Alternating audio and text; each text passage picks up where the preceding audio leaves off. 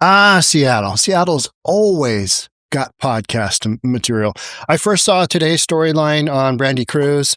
Her title read, "Volunteers Ordered to Stop Cleaning Up Anti-ICE Graffiti in Seattle." I would add to that, after city officials and police allow the downtown Seattle ICE building to be absolutely graffitied up and vandalized, they determined that the volunteers trying to clean up that mess shouldn't be on the premises. Illegal activity. But the activity of Antifa was okay. Make this make sense. Let's get into it. What Seattle got going? Much of the same. Here we go. Here's that Brandy Cruz article. So in it, she played a pretty good segment by Jonathan Cho, but I'm going to go ahead and we are going to take a quick peek at one of my videos. Let's get me going here. So I walked the federal building with my son Kieran. It would have been 2 Fridays ago now. This was the Friday before the No Kings protest. Don't worry.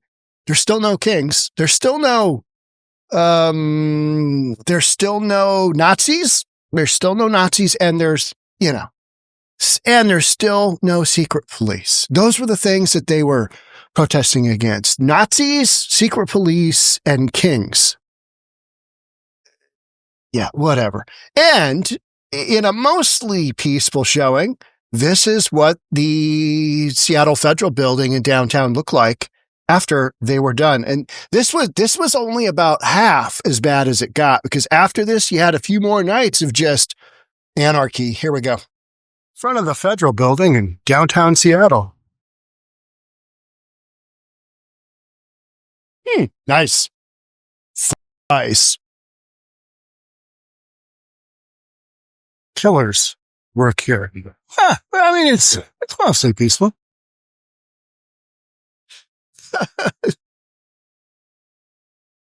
And you got that around the entire building. I mean, it's nasty. It's just nasty. Here's Jonathan Cho. This is all on Antifa, man. It's Antifa, the far left, trashing the city. How long are we supposed to look at this? This has been there for, what, a week? Almost a week? It's just hateful. It says kill workers, right. Kill police, kill ICE, kill Trump. Yep. And it's allowed. They're allowing this to happen. Lenient, permissive, do nothing, hands off, top leadership. It's just harms all of us. 100%. This shit out, bro. You love something, you don't tear it up. Go do this shit somewhere else, man. You know what I mean? Agreed. Makes me so happy. Shit, I love Seattle. I'm from Seattle. I'm pretty sure a lot of these people from Antifa probably are not even from the city. You're here to defend the city. Yeah, you damn right. With everything I got. We just so much better. Just looks so much better. season graffiti abatement crew that we sometimes call on, and it's already been treated. The city doesn't want to work with the federal because it's the federal system. The federal doesn't like the city, but the citizens are the ones that pay for it, not the politicians. Such a bad look. Just a terrible look. We've been reported. So you're telling me right now, you let Antifa vandalize a federal building, but you won't let a citizen clean it up? That doesn't make any sense. I didn't give you permission to. It's a public street, sir. It's a public street, but I didn't give permission to. I can still record. It's public. No, I'm not going to answer your question. That's fine. This is complete bullshit. The feds, whoever these security people are, coming out and blocking us, and they don't do anything about the militants. We then got approached by the security guard again, and I was handed a phone that had a federal officer on the line, Officer Cruz. Is that a flip phone? Is that some kind of flip? Andrea, is that some kind of burner flip phone? Here, talk on this phone. I'd be like, what am I working with here? I mean, this is what the technology that ICE is using? Something there, right? I'm missing something. I don't know. And he ordered me to stop doing what I was doing because that it was a historic building. I then said, well, what about all the graffiti? And cleaning up a historic building. Oh, stop that. You can't be doing that, Andrea. That's horrible. What are you even thinking? It's like when We Heart Seattle would go out and the city, when they're first kind of getting going, the city was just all worked up over garbage being taken out of homeless encampments. Oh, the whole thing is just, it's mind-blowing that this is where Seattle sits. That the federal building the feds don't just clean that up. Hey, they'd be out there the next day cleaning that shit up. Just clean it up. Instead, it's just this terrible, terrible look. And, the feds don't want to work with Seattle police because Seattle police aren't going to help out the feds because we're a sanctuary city. No wonder we don't have enough cops here. This is the kind of nonsense that makes it a condition where you don't have people that want to get into policing in Seattle. This literally drives people away from law enforcement in Seattle because they look at this and go, what are you guys doing? What is the major malfunction here? How are you guys? Yeah. And I get it. I get it. So the feds have this issue where somebody unauthorized is coming in and cleaning up. But that's part of the podcast, right? Is that this is happening, that there's a group that's willing to come out and clean up. They've done tons of cleanup before. They'll do it again, just maybe not on a federal building. But this is the story because the feds aren't cleaning it up and the city of Seattle sure isn't going to clean it up. What are they waiting for? Are they waiting for the next big, make-believe rally to come around? No Nazis. And you're like, maybe it's going to be a pro-Iran rally, right? Oh, we love Iran. Such great cultural heritage there. Meanwhile, Trump's just bombing them. And the curse words and the damages and the broken windows. And he said, I appreciate what you're doing, but I'm ordering you to stop. Gee, they're telling you can't clean it up, yet they let Antifa completely annihilate this place. It's all upside down. Wow. Look at that, having to basically use a rubber grinder to get that off. I mean, what a lot of work. What little area I saw looks so much better because all of those areas when I was there, I went all around the building. They were just all completely tagged up. I mean, and some really offensive stuff being said. I mean, just kind of like, you're not dealing with adults. You're dealing with little children that just haven't quite morphed into adults because they're so stunted by society telling them, yeah, you need to get out there and protest. And they have no idea what they're talking about. Seeing this everywhere, man. Well, we're going to stay fighting. Look at these Asian tourists. This doesn't represent America, pal. No, Jonathan, it does. This represents big blue Democrat-led city America. This is exactly what that represents. That ideology of just let people do whatever they want, let the far left run over the top of everything. Antifa, oh yeah, we love their ability to take advantage of the Second Amendment. First Amendment, freedom of speech. Just, they can say whatever they want on the federal building. And guess what we're going to do? We're just nothing. We're not going to do anything, including cleanup, apparently. Because, I mean, it's been a couple of weeks, right? You get that cleaned up right away and you don't let it happen again. Because otherwise, just a terrible look. The feds have the ability to clean that up like that because they're the feds, right? But they're just like, screw it. We hate Seattle. Don't care if their building looks like absolute ass. This is just what we're doing. We're just going to leave it. Just going to leave it as a testament, as a monument to Antifa. Let them just have their way with the building. Now we're not going to put any resources to it. I mean, how much longer was it going to take for this bad boy to get addressed? That guy. Terrible. Terrible. Terrible. This is the attack of Brandy Cruz. This is another thing that you've got going on in Seattle where they're just not doing much of anything. This is Antifa. Watch this clip. This should not be happening. Highly peaceful. Fascist! Fascist! You fascist! Fascist! Oh, Brandy just wanted to take that woman down, and I don't blame her. Got one security guy. Oh, I'd just love to take a beat down to these people because these people are weak. These are society's rejects. That is who Antifa is. And you blow on these people. Oh. So there's 2 attacks. One on Brandy Cruz and one on 𝗪𝗪𝗧𝗔𝗠𝗪𝗧𝗔𝗬. We'll look at cams in a second. But this is the stuff Seattle is allowing to have happen. Just absolute insanity. Citizens, journalists, walking on a public street just get absolutely messed with. Look at these losers. Look at these absolute losers. With my sign, stop mass deportations. Just don't touch. When you touch me with that sign, it's a song, okay? So you're okay to be in my face, but don't touch me with that sign. Just shut up.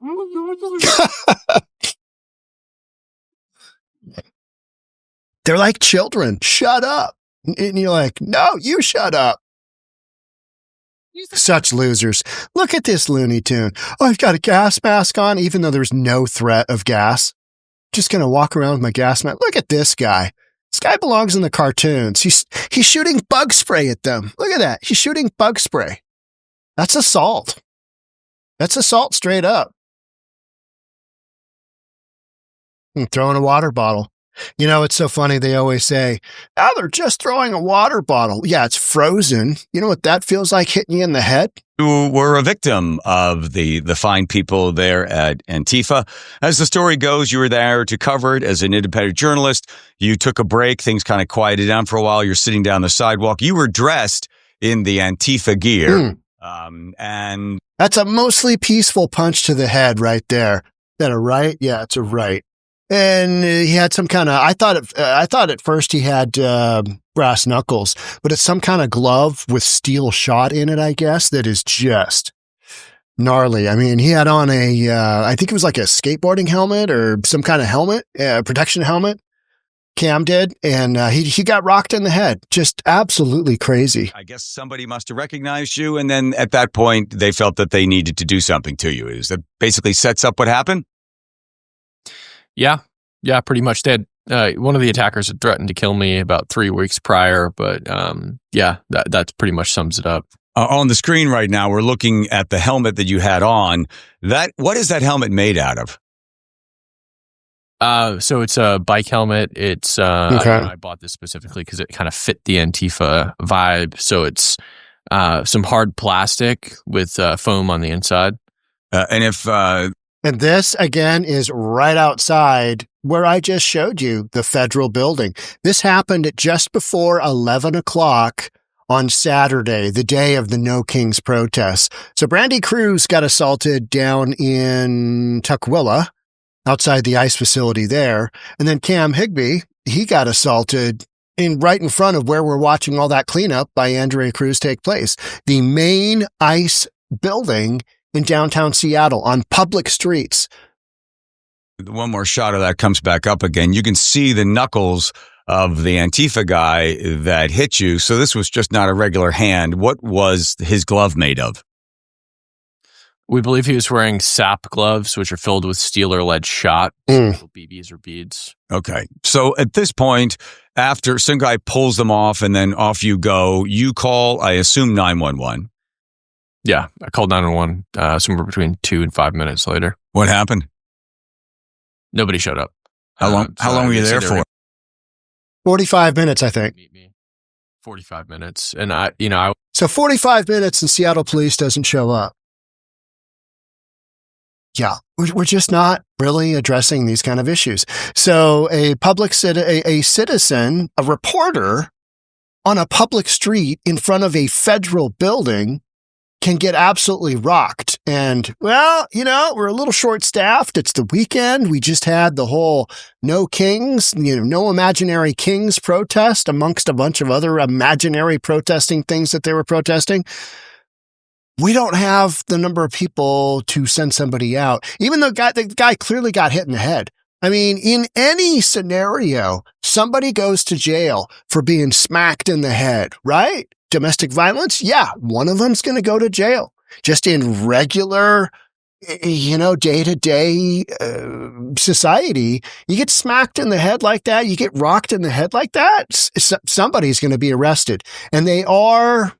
Let's see what else we got here. Right, but I wasn't looking to file a report. I was specifically concerned because I have nowhere to go. My car's across town, and I have to cross the riot zone to get to my car. So I was hoping that an officer would show up and give me a ride to my car, or some kind of safety assurance so that I could leave. But it never happened. So eventually, Jonathan Cho showed up in his car and gave me a ride to my vehicle. How were you physically feeling at that point? I mean, kind of like, dazed, what's the word? Very stressed out, high adrenaline. Yeah. Freaked out, not safe. So after you get home to the city. Yeah, because you just got rocked by Antifa on public streets of Seattle and police didn't show up. And yeah, absolute insanity. So Antifa, the far left, can assault journalists on public streets in Tukwila and in downtown Seattle, out in front of our federal buildings. And they can just have their way with those buildings, graffiti, damage, just they can write whatever they want, as offensive as they want it. F Trump, F ICE, kill, just super offensive, childlike tantrums with a crayon on the wall during a timeout all over the federal building. They can do all that. But when a volunteer organization that wants to clean things up comes in and starts actually making a difference, they get told, no, you got to go. We need this to look terrible, is the optics. That is the optics of Seattle's ICE building. That's the optics, is it's a free-for-all on journalists. Somebody should be arrested for this nonsense. Somebody should be arrested. Whoever smacked Cam Higbee, and Cam has identified who that is, that person should be in jail, period. Prosecute them, give them a long sentence. They're a menace to society. They're violent. Get them off the streets. And you know what? Most of Antifa falls in that category as well. Arrest them, get them off the streets. They're not doing any good. They talk about being anti-fascists. They are the ones that are absolutely 100% fascists. If you don't say what they want to hear, yeah. It's incredible. And if you've been around these people, you understand what losers Antifa are and what a detriment they are to society. But you know what? Seattle leadership, they love the far left. They love the far left. They're in love with them, because otherwise there is no reason why they wouldn't want to go down these roads of, hey, you know what? Antifa, you can't be doing that here, here, and here. And by the way, Seattle as a sanctuary city just has this big hard-on for not helping ICE remove criminal, illegal aliens from our communities. That Seattle is just really behind keeping the criminal illegals in the community. That's what they're into. So they're into that, tagging up the federal building, assaulting journalists, not one, but two. And it's ongoing, right? It's ongoing. And we've known that, since CHOP. But back in the CHOP days, people were saying, well, Antifa's a myth. They're not a myth. They're very violent. They need to be arrested. They need to be prosecuted. They need to be thrown in jail, period. And when you got a building that just looks like absolute ass, that, like Jonathan Cho said, tourists are running by, hey, it's not like all America. No, just the big blue cities. You're right. Just the big blue cities. Democrat leadership. This is what you get with Democrat leadership. Lack of leadership. And that's what we're dealing with in Seattle, is lack of leadership. This is what the optics look like. It's not good, but this is also what they want. So give the people what they want. All right. That's it for me on this one. Thanks so much for being here. I'll catch up with you in the next one. Love to have you subscribe, do all that good stuff. I'll see you then. Bye for now.